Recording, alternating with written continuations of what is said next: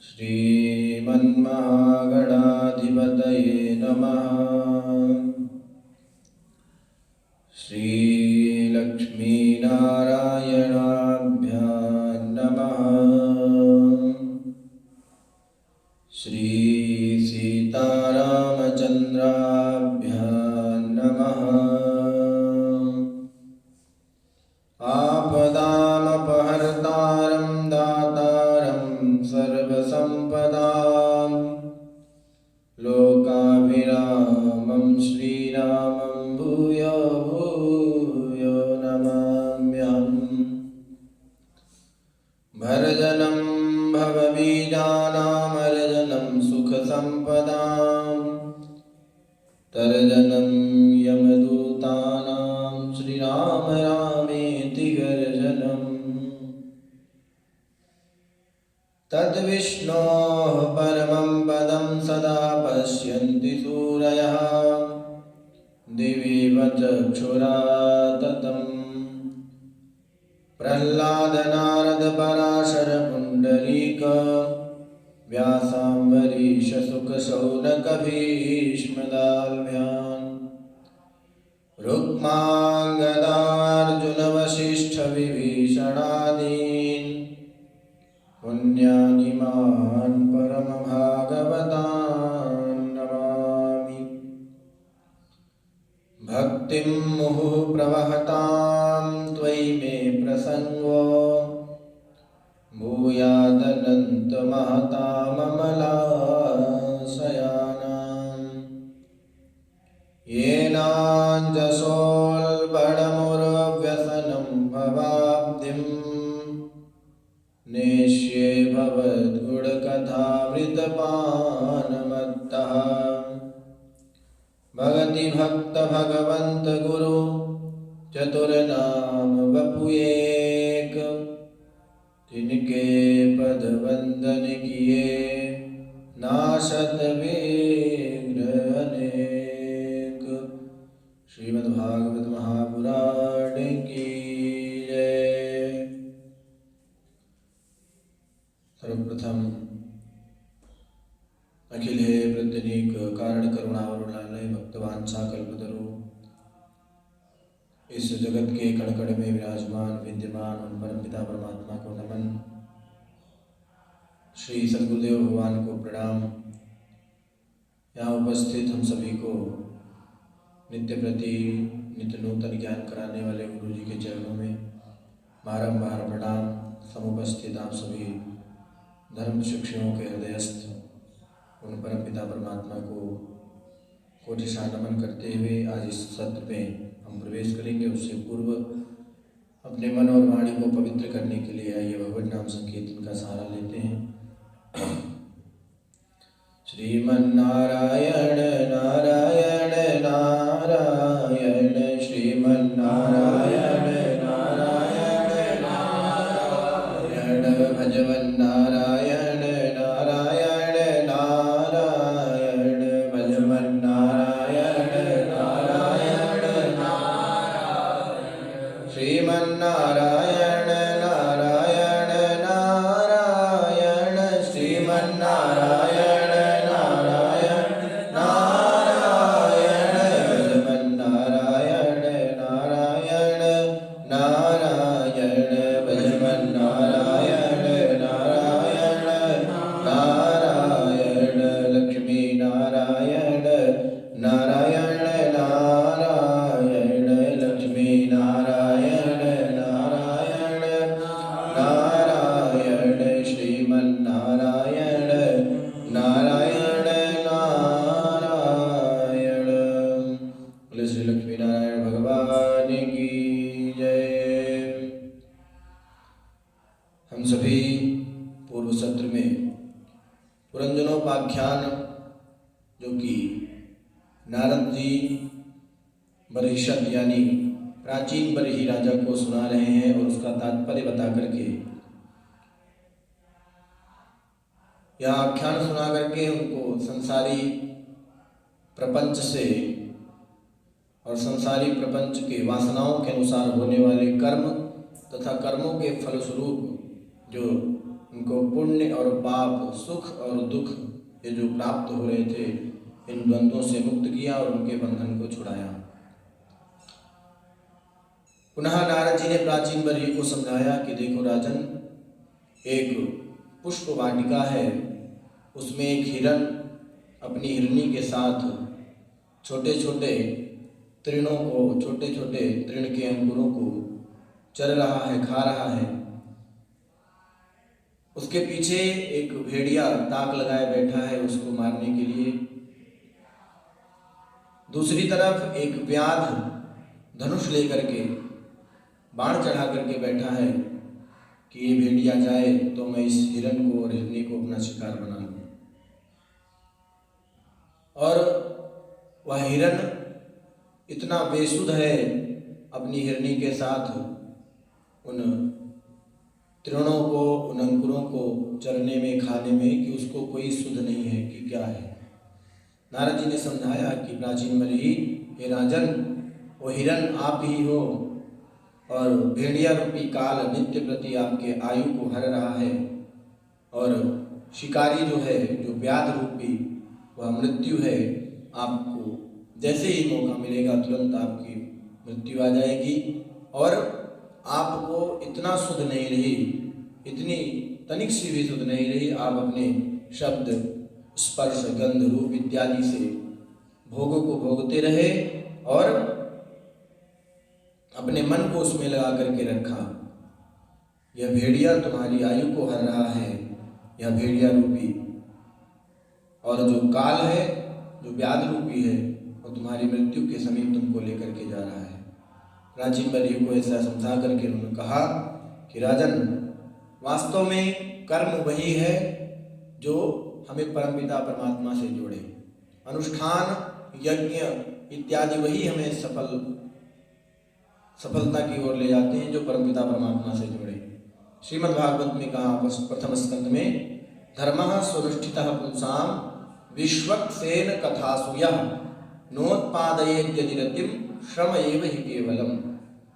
हम कितने भी धार्मिक कृत्य करें, कितने भी अनुष्ठान करें, परंतु यदि विश्वक्सेन यानी कि भगवान श्री नारायण की कथाओं में रति या अनुराग हमारा नहीं उत्पन्न हुआ, तो श्रम एव हि केवलम, वह हमारा कोरा श्रम ही कहलाता है। इस प्रकार जो तुम बहिर्मुख हुए हो, उसको अपने आप को अंतर्मुखी बनाओ। और इस प्रकार नारद जी ने प्राचीन बरही को समझाया। प्राचीन बरही कर्म के बंधन से छूट गए और सांसारिक प्रपंचों से छूट गए। इन्हीं प्राचीन बरही राजा के 10 पुत्र हुए। उन 10 पुत्रों को हम प्रचेता नाम से जानते हैं। अब प्राचीन बरही ने अपने पुत्रों को, इन प्रचेताओं को आज्ञा दी कि तुम जाकर के जंगल में तपस्या करो, तपस्या करके दिव्य शक्ति प्राप्त करो और वहां जाकर के फिर भगवत आराधन करते हुए अपने जीवन को सफल करो और उनसे फिर वरदान मांगो और आओ फिर यहाँ पर प्रजा का विस्तार करो। क्योंकि ब्रह्मा जी की यही आज्ञा है कि सृष्टि का विस्तार करो। प्रचेता तपस्या करने जा रहे थे और बीच में उन्हें भगवान शंकर जी मिल गए। बोले, हे वत्स, हे प्रचेताओं, तुम कहाँ जा रहे हो? सभी प्रचेताओं ने कहा कि हम लोग अपने पिता की आज्ञा मान करके तपस्या करने जा रहे हैं। भगवान शंकर को प्रणाम किया और भगवान शंकर ने उन्हें फिर अपने द्वारा गाया हुआ रुद्र गीत बताया कि इसको जो तुम गाओगे, इससे तुम भगवान का आराधन करोगे तो तुम्हें भगवत प्राप्ति होगी और फिर भगवान जब तुम्हें मिल जाएंगे तो अपना जो तुम कार्य सिद्ध करने के लिए जा रहे हो उस कार्य की सिद्धि हो जाएगी। प्रचेताओं ने भगवान का आराधन किया, रुद्र गीत से भगवान को प्रसन्न किया। भगवान ने प्रसन्न होकर के जो शरणागत जो प्रचेता थे उनको दर्शन दिया और बोले, हे राजकुमारों, तुम्हारा बड़ा ही प्रेम है परस्पर, बड़ा ही सौहार्द है, इसलिए मैं तुमसे बड़ा प्रसन्न हूँ। तुम सभी एक धर्म का पालन करते हो, तुम वरदान मांग लो। उन्होंने यही वरदान मांगा कि आपकी भक्ति न छूटे और हमारे पिता ने जो कहा है कि हम लोग प्रजा की वृद्धि करें, ऐसा वरदान आप मुझे दो।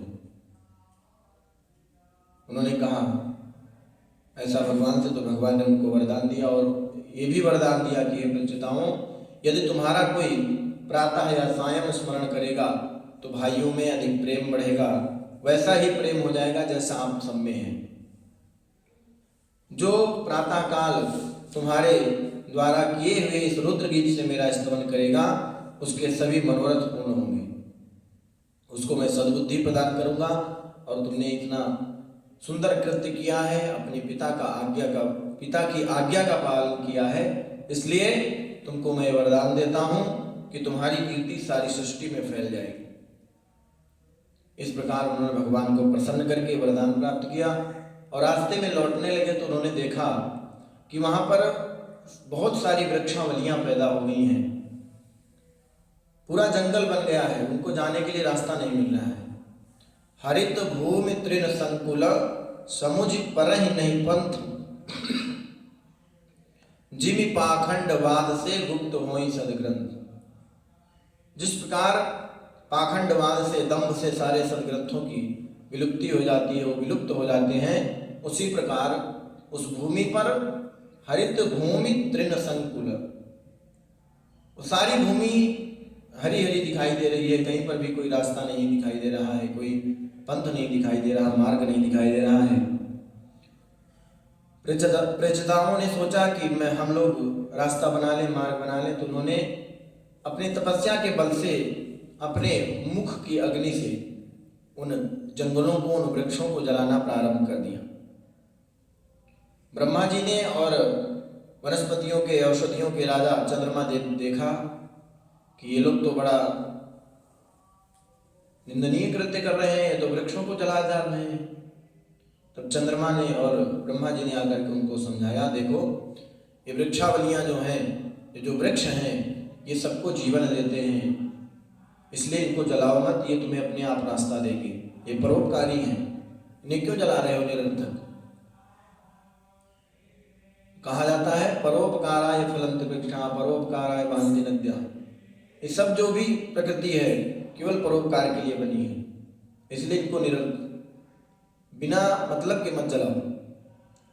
जब चंद्रमा ने समझाया और उन्होंने कहा कि यही जो वृक्ष हैं, यही जो वृक्षावलियां हैं, ये तुम्हें प्रजा बढ़ाने के लिए, प्रजा वृद्धि के लिए तुम्हें कन्या देंगी, उससे तुम विवाह करना। बाद में वनस्पतियों ने अपने द्वारा पालित एक कन्या दी जिसका नाम था मारीशा, और ये कंडू ऋषि की पुत्री थी और प्रमलोचा अप्सरा के गर्भ से उत्पन्न हुई थी, जिनका लालन पालन वनस्पतियों ने किया था। इन वनस्पतियों ने उन मारिशा नाम की जो कन्या थी उन प्रचेताओं को दे दी, और चंद्रमा की बात मान करके सभी प्रचेताओं ने मारिशा से विवाह कर लिया। और इन्हीं के गर्भ से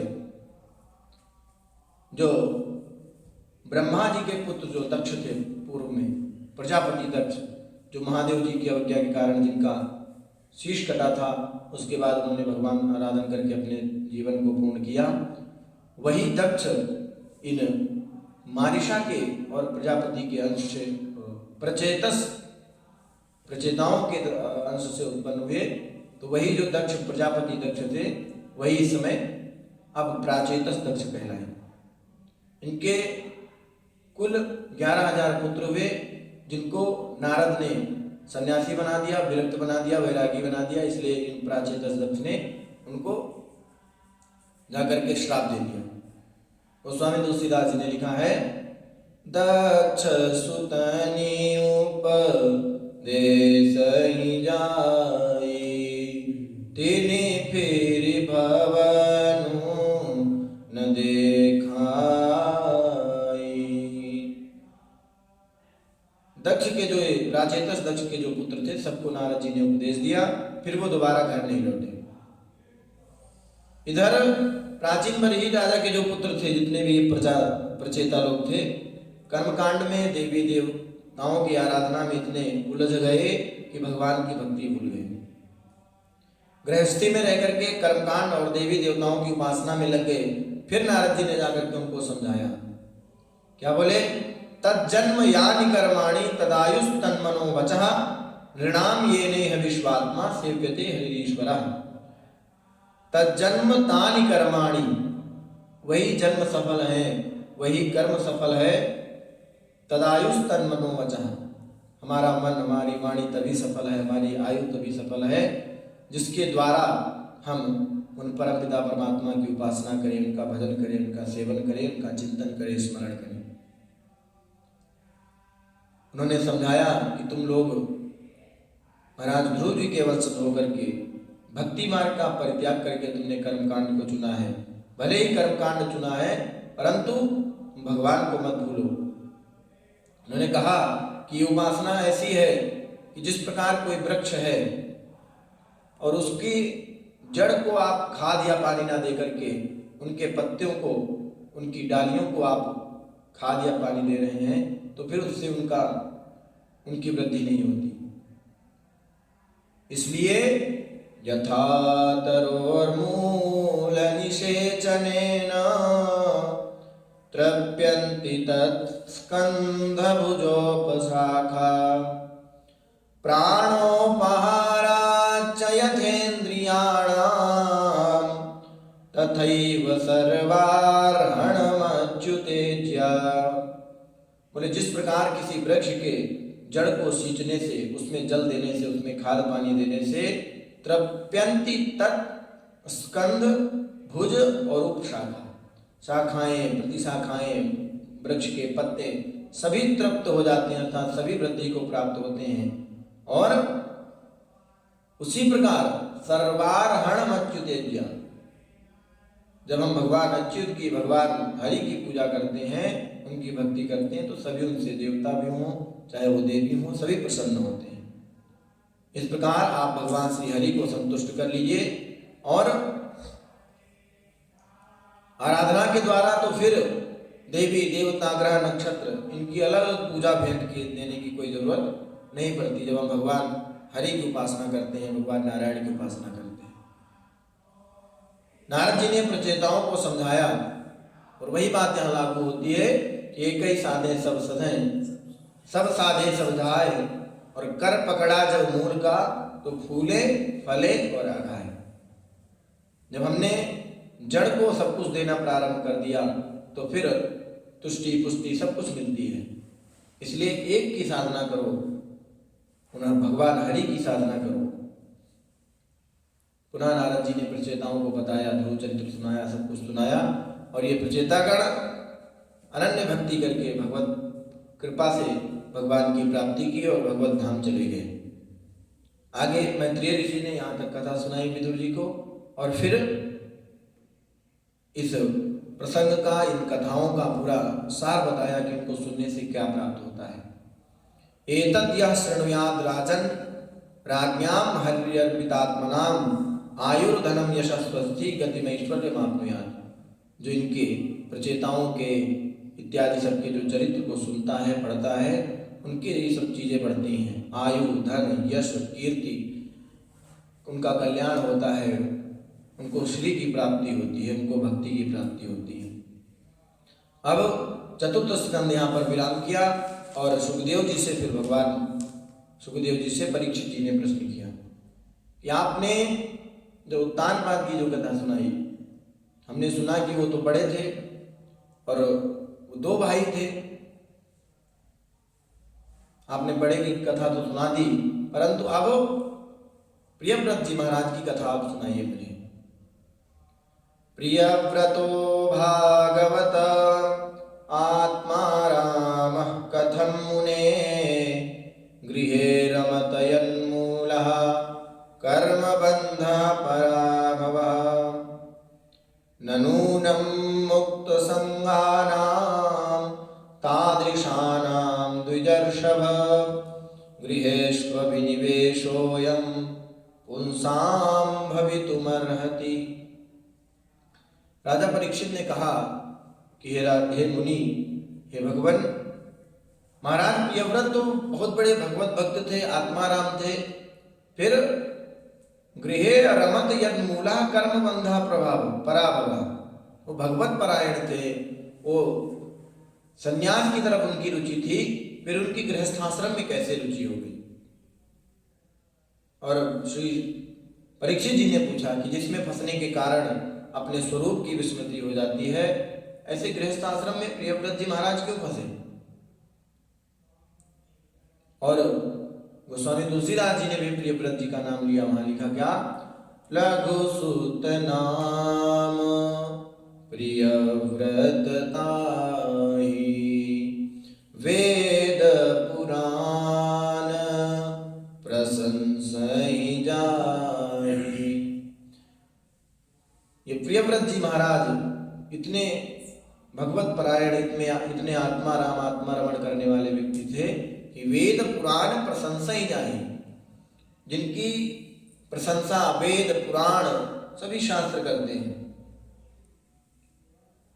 ये प्रियव्रत जी महाराज मनु जी के छोटे पुत्र और उत्तानपाद के बड़े भाई और ध्रुव जी के पितृव्य थे, चाचा जी थे।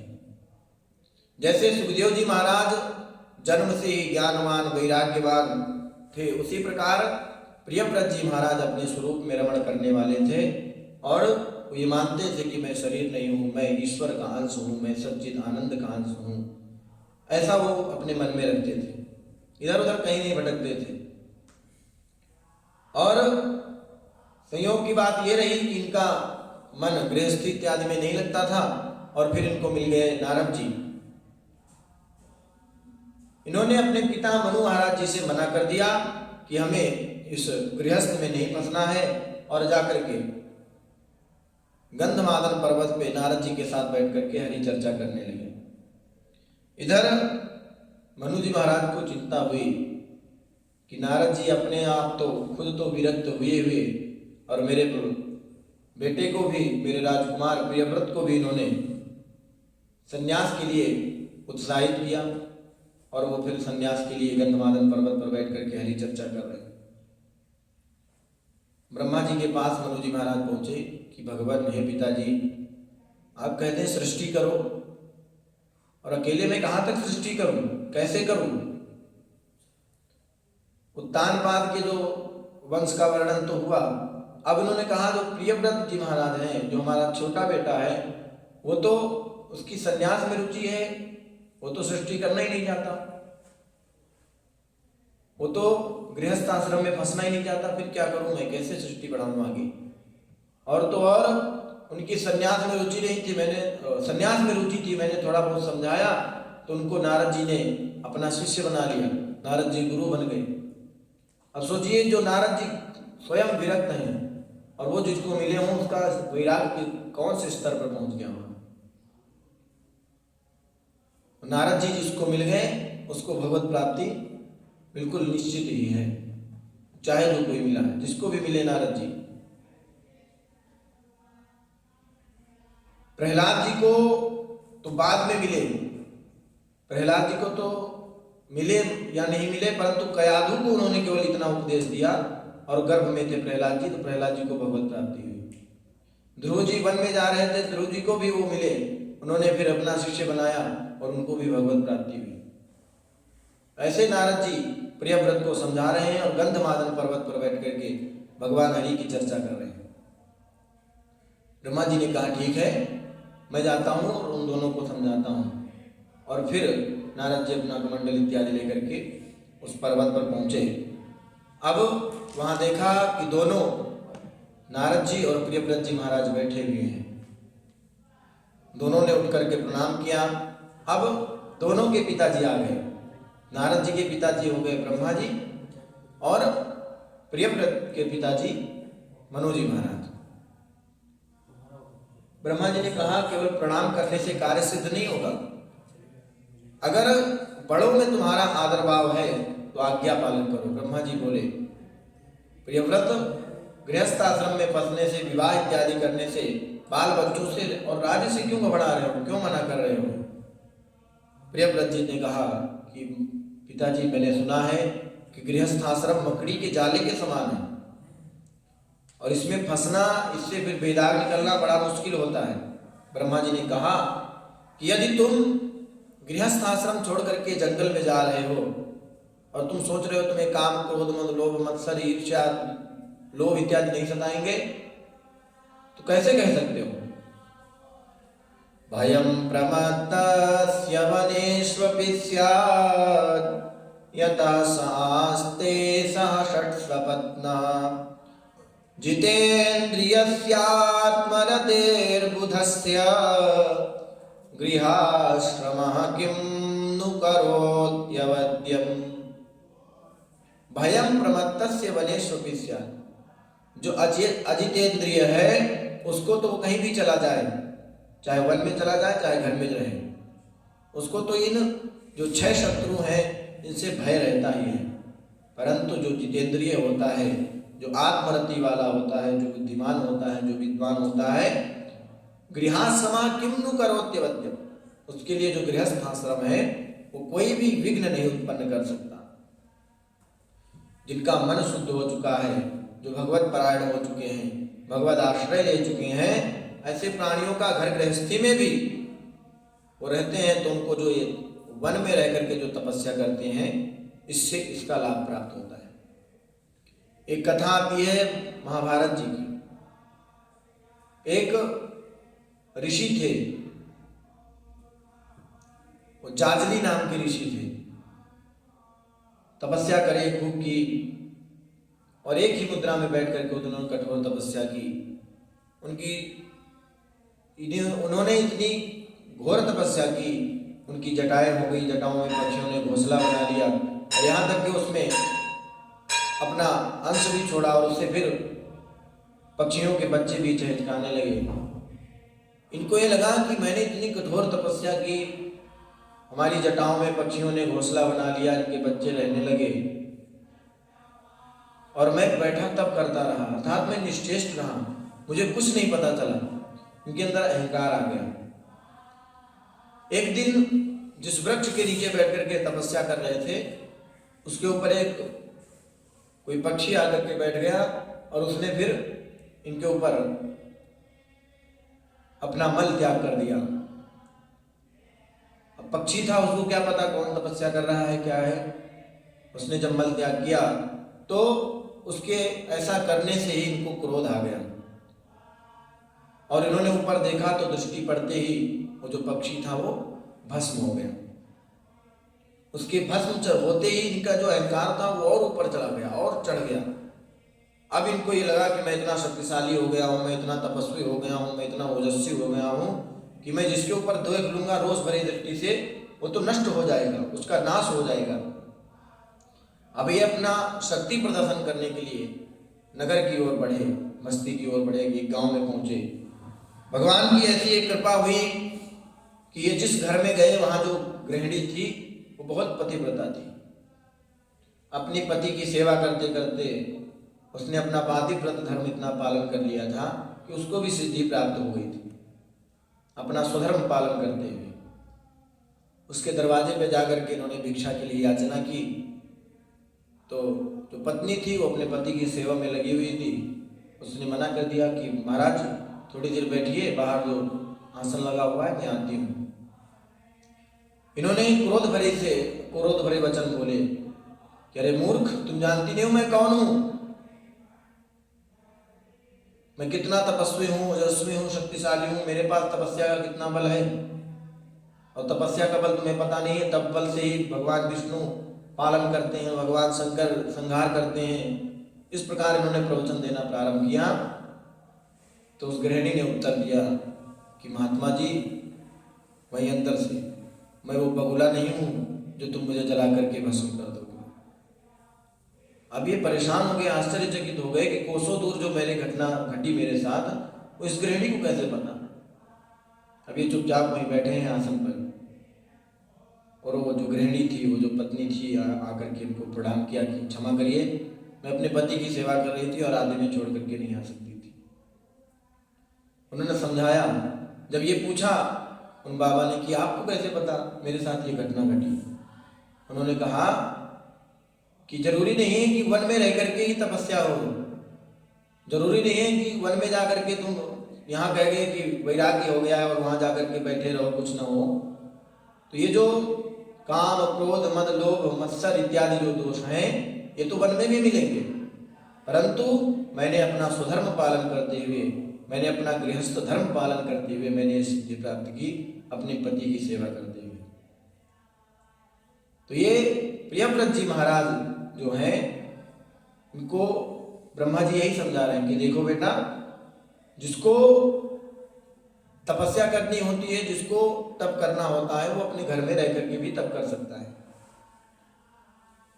इसलिए तुम विवाह करो और फिर राज्य करो। लड़ाई दो प्रकार से होती है उन्होंने कहा, एक तो खुले मैदान में और एक किले में रह करके।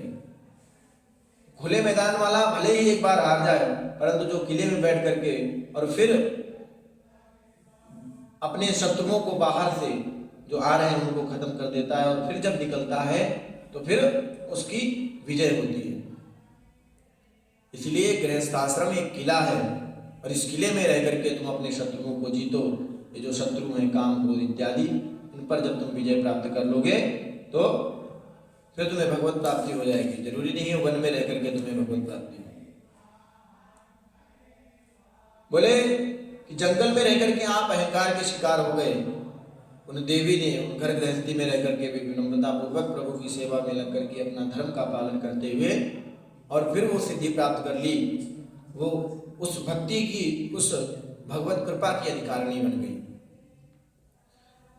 प्रभु श्री राम अपने भैया के साथ और माता सीता के साथ वन में गए और वन में जाकर के इसलिए गए क्योंकि उन्हें अपने पिता द्वारा जो कैकेयी माता को जो वचन दिया गया था उसको सत्य करना था। परंतु भरत जी ने घर में रह करके क्या किया, लखन राम सिय कानन बसही और भरत भवन बसी तप मन कसही, तप तन कसही।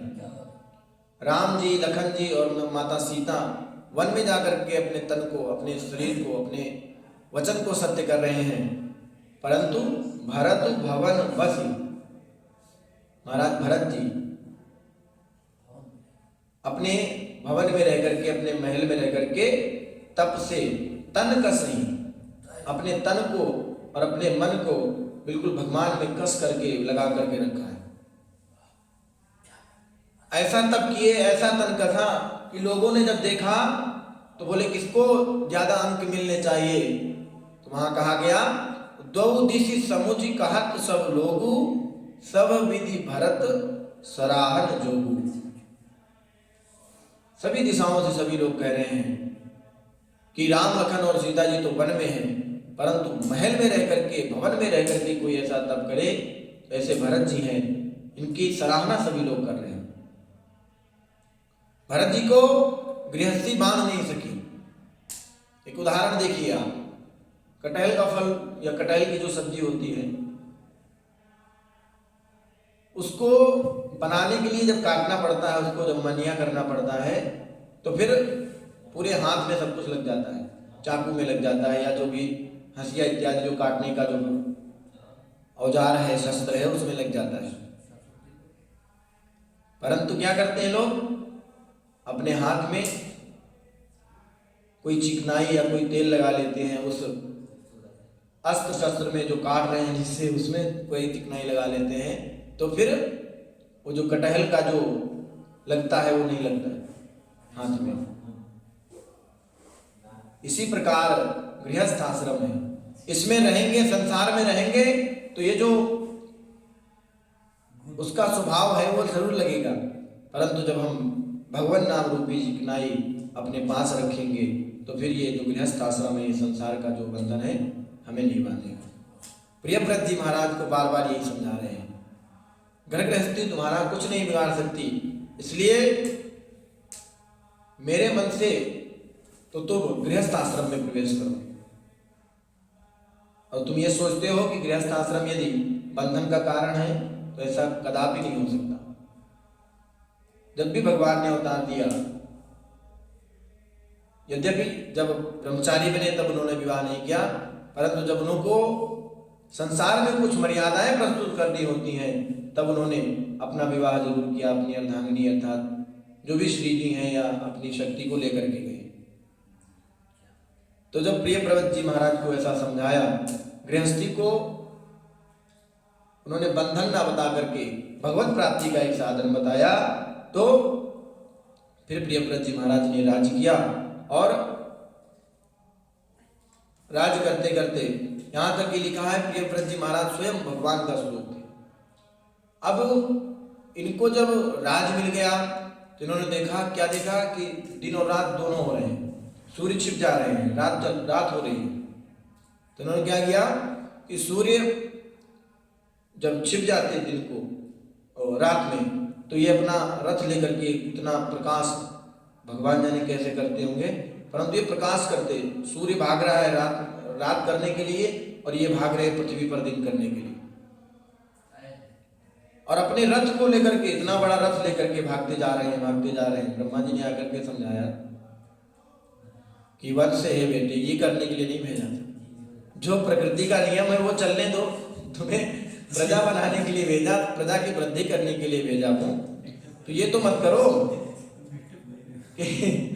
अब दिन में जो कार्य करे और रात्रि में विश्राम न करे, कितना थक जाएगा, उसकी जो थकान है वो करके दूर होगी। ब्रह्मा जी ने समझाया कि ये प्रकृति का नियम है, दिन और रात, इसलिए इसको मत बिगाड़ो तुम, और जैसा चल रहा है वैसा चलने दो। इन्होंने विवाह किया और फिर उनसे बर्हिष्मती नाम की पत्नी से इनके 10 पुत्र उत्पन्न हुए, जिसमें आग्नेत्र, इदमजिब, यज्ञ बाहु इत्यादि कवि तक के 10 पुत्र उत्पन्न हुए। और आगे अब आग्नेत्र जी का चरित्र आएगा, हम सभी सुनेंगे, फिर नाभि जी का आएगा, फिर भरत जी का आएगा, फिर जड़ भरत जी। बड़ी सुंदर चर्चा है, हम सभी सुनेंगे। और यदि अगला सत्र लगा तो आइए हम सभी भगवान नाम संकीर्तन करते हुए आज की वाणी को विराम देंगे। श्री कृष्ण गोविंद हरे मुरारे, हे नाथ नारायण वासुदेव। श्री कृष्ण गोविंद हरे मुरारे, हे नाथ नारायण वासुदेव। हे नाथ नारायण वासुदेव, हे नाथ नारायण वासुदेव, हे नाथ नारायण वासुदेव, हे नाथ नारायण वासुदेव। श्री कृष्ण गोविंद हरे मुरारे, हे नाथ नारायण वासुदेव। श्री कृष्ण गोविंद हरे मुरारे, हे नाथ नारायण वासुदेव, हे नाथ नारायण वासुदेव। श्री कृष्ण कन्हैया लाल की जय, श्री सीतारामचंद्र भगवान की जय, श्रीमद् भागवत महापुराण की जय, श्री सुखदेव भगवान की जय, श्री सद्गुरुदेव भगवान की जय। जय जय